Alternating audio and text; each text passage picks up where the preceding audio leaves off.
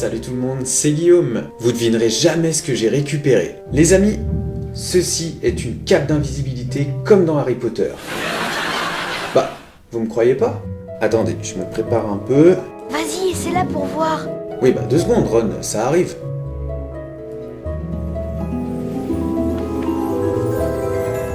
Wow! Mon corps a disparu, comme Harry Potter.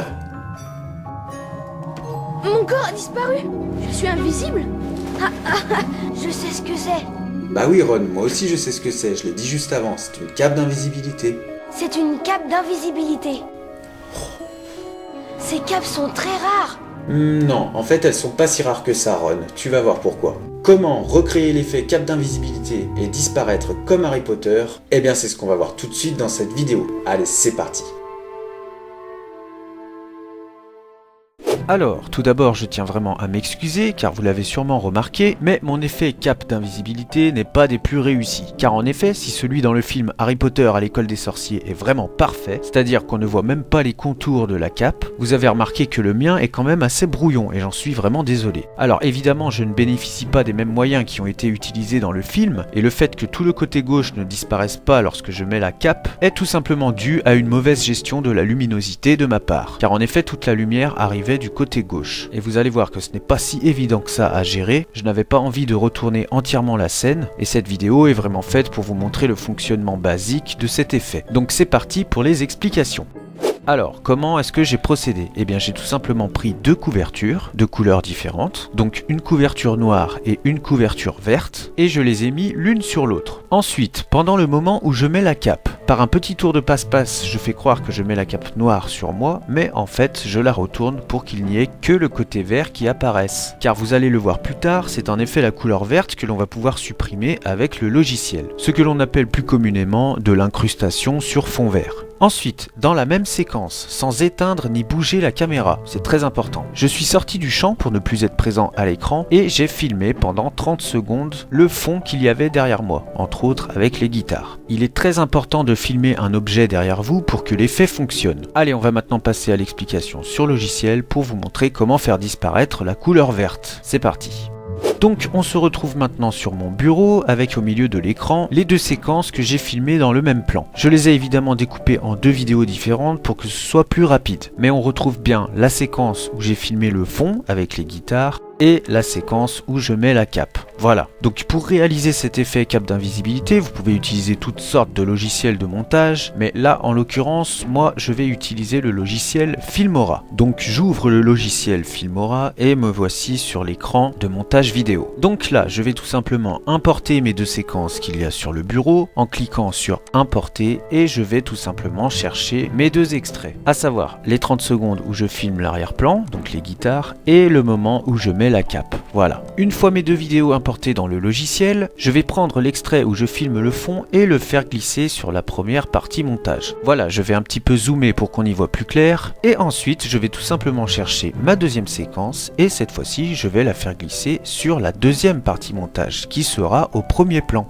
Et voilà, donc là la vidéo est un petit peu trop longue, donc je vais découper le surplus. Je me positionne là où je veux découper et je fais tout simplement un coup de ciseau, voilà. Et je supprime ce qu'il y a en trop. Ensuite, pour appliquer l'incrustation sur fond vert, et bien là, 2 solutions s'offrent à vous. Soit vous cliquez sur la petite option écran vert juste au-dessus de la ligne de montage, ou soit vous faites un clic droit sur la vidéo en question et vous cliquez sur l'option écran vert. C'est ce qu'on va faire tout de suite. Voilà, donc on se retrouve sur l'écran des options pour l'incrustation sur fond vert. Donc là pour l'instant il n'y a pas de couleur choisie. Donc pour choisir une couleur à faire disparaître, on se déplace tout simplement sur la vidéo. Si possible, je vais choisir un moment où je fais pas trop la gueule, voilà.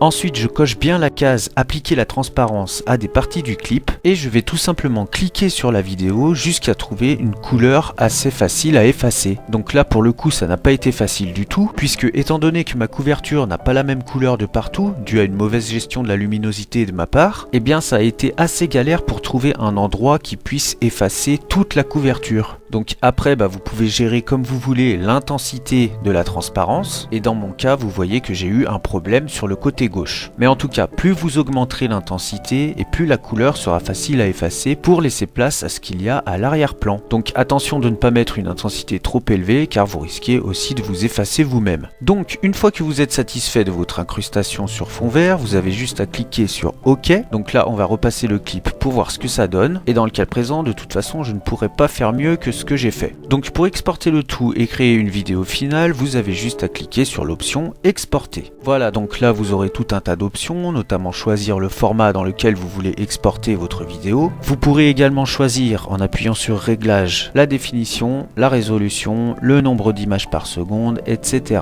Et une fois que tout est OK au niveau de vos réglages, vous cliquez sur exporter pour créer votre vidéo finale. Et voilà, ce n'est pas plus compliqué que ça.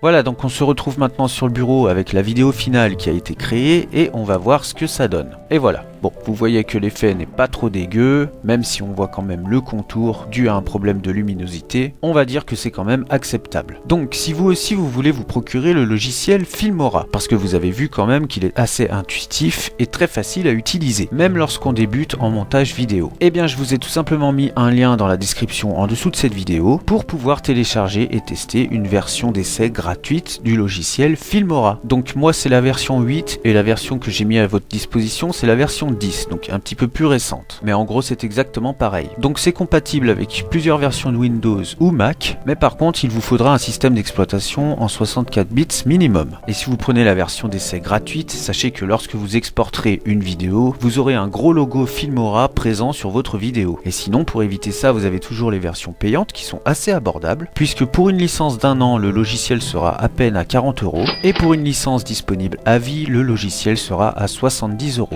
Vous aurez également des forfaits éducatifs, notamment pour les étudiants, qui vous permettront d'avoir le logiciel Filmora à des prix tout à fait abordables, puisque vous pourrez bénéficier jusqu'à 30% de remise, ce qui vous donne la possibilité d'avoir le logiciel pour seulement 15 € pour un trimestre, ou sinon 32 € pour une année. Voilà, donc vérifiez bien également dans la description en dessous de cette vidéo ou dans les commentaires, puisque je peux bénéficier de codes promo pour avoir des réductions toute l'année. Alors évidemment, si vous ne voulez pas payer pour un logiciel de montage, ce que je peux comprendre, vous pouvez tout à fait réaliser ce genre d'effet avec des logiciels gratuits tels que Windows Movie Maker. C'est d'ailleurs ce que j'avais fait pour vous montrer que c'est tout à fait possible de le faire avec des logiciels gratuits. Mais bon, évidemment le rendu sera beaucoup moins professionnel et vous aurez beaucoup moins d'options disponibles. Donc c'est pour ça que je vous recommande Filmora, puisque c'est un très bon logiciel de montage, surtout pour les débutants, et franchement il reste à un prix tout à fait abordable et acceptable au vu de la qualité des options qu'il propose. Voilà, donc amusez-vous à recréer l'effet cape d'invisibilité, ce n'est pas très compliqué, c'est accessible à tout le monde et ça m'a vraiment fait plaisir de partager tout ça avec vous.